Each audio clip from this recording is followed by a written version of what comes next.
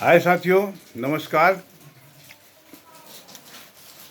अब आप मुझे जिस हालत में देख रहे हैं, कुछ दिनों तक यही हालत और चलने वाली है भाई। सब ठीक हो जाएगा। आज जो हम विषय लेकर आए हैं कि बड़े ही हर्ष के साथ हमको आज कहना पड़ रहा है कि सेबी ने इसे लगभग 12,500 करोड़ रुपए का और फाइन लगाया है। और ये हम पहले भी कह चुके थे कि सेबी अभी और लेगा, इनकम टैक्स अभी और लेगा, ये पीएफ डिपार्टमेंट अभी और लेगा, बहुत सारा डिपार्टमेंट है जो अभी और मांग रहा था और लेगा। देना ही पड़ेगा, कहीं नहीं जाने वाले हैं। और अब ये जाएंगे भी नहीं, अब इनके पुत्र भी वापस आएंगे। हम लोग इतना देर सोच रहे थे क्या कि मोदी सरकार कुछ कर नहीं रही है। मोदी सरकार ही सब कुछ कर रही है। लेकिन आपको एक बात हम और कहे हुए थे जिसका कोई भी व्यक्ति ध्यान पर नहीं दे रहे हैं कि आरबीआई, सेबी, आईआरडीए, न्यायालय, आरओसी, सीआरसी, इस प्रकार की बहुत सारी कंपनियां हैं जिसका निर्माण किया गया है और वो ऑटोनोमस बॉडी है। और ऑटोनोमस बॉडी का मतलब होता है कि उसका स्वतंत्र प्रभार वह स्वयं वहन करता है। वह जो भी चाहे नियम कानून बना सकता है और वह अपने पक्ष में और जमाकर्ता के पक्ष में बनाता है। अगर उसमें सरकार को कोई भी इंटरफेयर करना होगा तो डायरेक्टली कोई सरकार, कोई प्रधानमंत्री, कोई वित्त मंत्री, कोई कानून मंत्री, कोई रक्षा मंत्री, गृह मंत्री कुछ भी इंटरफेयर नहीं कर सकते हैं। इंटरफेयर करने का एक माध्यम है कि संसद में फिर बिल लाना, तब उसमें इंटरफेयर करना। और इतना आसान नहीं है ये सब, इसीलिए हम लोग इस पर ध्यान रखें कि जो भी हो रहा है कानून के अंतर्गत हो रहा है। इसलिए कोई भी सरकार आपको कुछ मदद कर देगी डायरेक्ट में, सोचना ही कल्पना के बाहर है। अब रह गई बात कि मैंने ये बात क्यों उठाया, तो कहे थे ना कि 2000 ईस्वी से इसका शुभारंभ हो चुका है। Sahara India Real Estate Corporation Limited, Sahara Housing Investment Corporation Limited, ये दो कंपनियों का नाम रख लेने से सेबी के अंतर्गत आ जाता है, ऐसा नहीं होना है। सहारा इंडिया फंसा तब जब इसमें ओएफसीडी लगाया, और आज ओएफसीडी के नाम पर ही 12,500 करोड़ का डिमांड सेबी पुनः रखा है। और वह ओएफसीडी का मतलब होता है कि ऑप्शनली और फुल्ली कन्वर्टिबल डिबेंचर। ऑप्शनली और फुल्ली कन्वर्टिबल डिबेंचर यह उसके ऊपर लागू होता है जो शेयर मार्केट में लिस्टिंग होता है, क्योंकि शेयर और डिबेंचर एक ही शेयर मार्केट के एक सिक्का के दो पहलू हैं।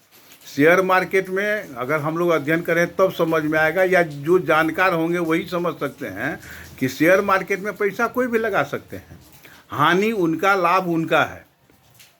कंपनी अपने हिसाब से शेयर मार्केट में लिस्टिंग करा के अपना शेयर का 10 रुपये के शेयर का भाव आप 1 रुपये रखे कि 5 रुपये रखे कि 100 रुपये रखे, हम अगर लगाना चाहते हैं तो लगा तो सकते हैं। उसमें घाटे मुनाफे का जिम्मेवार हम स्वयं होंगे, यह मेरे ही दायित्व पर होगा। लेकिन उसी में यदि कोई कंपनी डिवेंचर निकालता है तो डिवेंचर का भी 3-4 रूप होता है।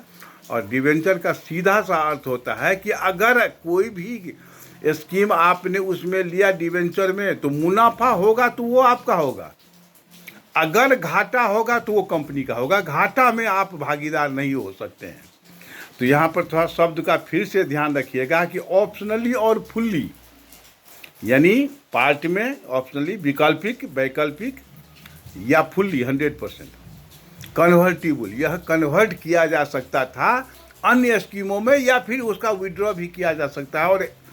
और ये डिवेंचर का एक संस्कार है, डिवेंचर का एक गुण है जो कंपनी सब देती है। उससे पैसे की आवश्यकता होती है तो डिवेंचर में भी दिया जाता है। मुनाफा हुआ तो कस्टमर का, अगर घाटा हुआ तो कंपनी का, और अगर घाटा कंपनी का असहनीय होने लगा तो बीच में वो स्वयं भी तोड़ सकता है। ठीक से समझ लीजिए कि अगर घाटा इतना होने लगे कि कंपनी को बैलेंस अनबैलेंस होना पड़े, तो कंपनी उसे तोड़ सकती है, इसका सर्वाधिकार सुरक्षित होता है। तो OFCD ऑप्शनली और फुल्ली कन्वर्टिबल डिबेंचर इसलिए लागू किया गया था कि जब मन हो इसको हम या तो किसी दूसरे में भी कन्वर्ट कर सकते हैं, या फिर हम फुल्ली विड्रॉल कर सकते हैं, या ऑप्शनली मतलब 10%, 20%, 25%, 40%, 50, 60, 80, 90% का भी हम कन्वर्ट कर सकते हैं या फिर हम उठा सकते हैं। कंपनी इतनी चालाकी जो की ना, उसमें एक चालाकी गलती हो गई OFCD लाकर, और OFCD जिस दिन दिया उससे पहले वो OFCD में था नहीं, बाद में जोड़ा गया, और वह OFCD इसको खा गया। जब सेबी का इस पर अधिकार हो गया कि भाई आप लिस्टिंग में तो है नहीं, फिर भी आप OFCD दे रहे हैं, यह कैसे संभव है? तो ये बेचारे रातों रात उसको जो है सो क्यूसॉफ्ट में ट्रांसफ़र कर दिए और कंपनी को शो कर दिए कि हमने इसका भुगतान कर दिया। अब ध्यान कीजिए, स्मरण कीजिए, जो पुराने वर्कर होंगे वो समझ जाएंगे कि 1 अगस्त 2002 को यह ट्रांसफ़र कर दिया गया था क्यूसॉफ्ट में। डेट था 15 मई 2002, यानी 6 महीना पहले, 4 महीना पहले ही के डेट में कन्वर्ट कर दिया, और यह दिसंबर तक कन्वर्ट हुआ। दिसंबर तक के डेट में कन्वर्ट हुआ, जो छुटा बना रहा कन्वर्ट होता गया क्यूसॉफ्ट में। अब सोचिए कि सेबी या सरकार या कोर्ट यह सोचने के लिए विवश होगा कि नहीं कि इतने करोड़ों अरबों रुपये का भुगतान आपने 6 महीना 8 महीना में कर दिया या 10 महीना में कर दिया। शंका यहीं पर जगती है, और शंका में इस कंपनी को घसीट दिया गया और आज तक घसीटा हुआ है, और ये चालाकी पर चालाकी करते चले गए कि अब क्यूसॉफ्ट को दूसरे में कन्वर्ट कर दिया। नहीं, हम तो सबका भुगतान कर दिया। अब अभी तो मान लीजिए कि सेबी ने पुनः 12,500 करोड़ रुपये का डिमांड किया है ना। हम इससे पहले वाले भी वीडियो में कह चुके हैं कि अभी इनकम टैक्स साहब बाकी हैं, PF साहब बाकी हैं, और साहब लोग बाकी हैं। और यह मोदी सरकार की देन है कि इसमें पूरा परिवार ये बेचारे आ रहे हैं, अकेले नहीं हैं। इतना देर जो कहते थे कि हम इससे विशेष कोई संबंध नहीं रखते हैं, हमको इससे कोई मतलब नहीं है, ये तो एजेंट लोग किया है। तो अब सब साहब लोग सीधे सीधे लाइन में खड़े हैं कि नहीं भैया अब सब आओ। हमको इतना देर हो रहा था कि बेटा गया विदेश तो विदेशे रह गया, परदेश गया परदेश गेल, बेटा विदेशे रह गया परदेशिया हो गया, अब नहीं, अब उसको भी स्वदेशिया होना पड़ेगा। तो खैर जो हो, जब हो, जैसे हो, हम लोग आसान्वित हो जाएं कि हम लोगों को निश्चित रूप से धन सुरक्षित है। समय जो लगे, चूँकि प्रधानमंत्री या राष्ट्रपति महोदय या वित्त मंत्री, कानून मंत्री कोई भी कोर्ट में दखल अंदाजी नहीं कर सकते हैं। बैकडोर से किसी को कोई पैरवी कर दे वह एक अलग बात है, नहीं तो कानूनन जो आधार बनता है उसके हिसाब से SFIO का जांच चल ही रहा है, तो फिर वो सब चलेगा। अभी और जांच चलने वाली है।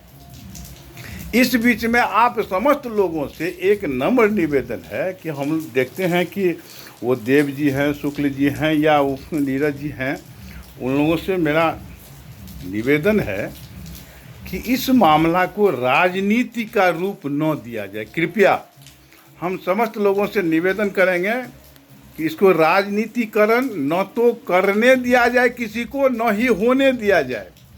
अगर राजनीतिकरण हो गया मेरे भाई, हम लोग बहुत पीछे चले जाएंगे।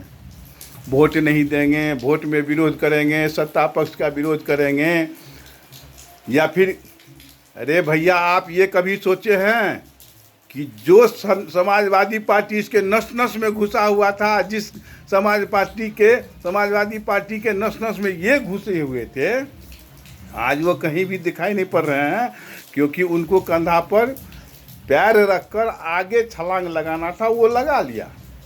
आज जो कोई भी राजनीतिक दल हमारे कंधा पर खड़ा होकर हमारी लड़ाई लड़ रहे हैं, साहब कल अगर हमारी स्थिति खराब हो जाए या बेहतर हो जाए, वो हमको देखने वाले नहीं होंगे। बेहतर हो जाए तब तो श्रेय लेने के लिए आगे आएंगे, लेकिन यदि बुरा हो गया तो फिर वो नहीं ले पाएंगे किससे। इसीलिए हम कहते हैं कि इसको राजनीतिकरण या तो होने मत दीजिए या फिर करिए मत। हाँ, मेरा नैतिक अधिकार, मेरा नैतिक दायित्व, मेरा नैतिक कर्तव्य है कि हम महामहिम राष्ट्रपति महोदय का विरोध करेंगे, हम संविधान के अंतर्गत हम प्रधानमंत्री का विरोध करेंगे, उनके काफिला को रोक लेंगे, हम न्यायालय का विरोध करेंगे, हम चीफ मिनिस्टर का विरोध करेंगे, हम किसी का भी विरोध करने के लिए लायबल हैं, क्योंकि मेरे साथ अन्याय हो रहा है, हम विरोध करेंगे। चीफ मिनिस्टर हो चाहे कोई भी हो, यह मेरा अधिकार बनता है, हम उनसे लड़ाई लड़ेंगे। लेकिन इसको राजनीतिकरण न करके और राजनीतिकरण नहीं होने देने के आधार पर कुछ करेंगे। अगर हम लोग राजनीति में चले गए तो सहारा इंडिया कोई राजनीतिक दल नहीं है जो किसी भी पक्ष और विपक्ष को जो है सो उलटफेर कर सके। हम लोग याचक हैं और हम अपनी संपत्ति की याचना कर रहे हैं कि हमको सुरक्षित रूप से वापस आ जाए। भैया मेरे, हम एक ही बात कहने के लिए बहुत ज़्यादा उद्यत थे कि आगे जो हम कहते जा रहे हैं पीछे से होता आता आ रहा है, उसको थोड़ा ध्यान से देखिए, सुनिए। बहुत ज़्यादा वीडियो लंबा होता जा रहा है। और राजनीतिकरण कृपया न होने दें। न्यायालय का घेराव करें, संसद का घेराव करें, विधानसभा का घेराव करें, राष्ट्रपति भवन का घेराव करें, लेकिन किसी राजनीतिक दल के साथ नहीं। जय हिंद, जय भारत, वंदे मातरम।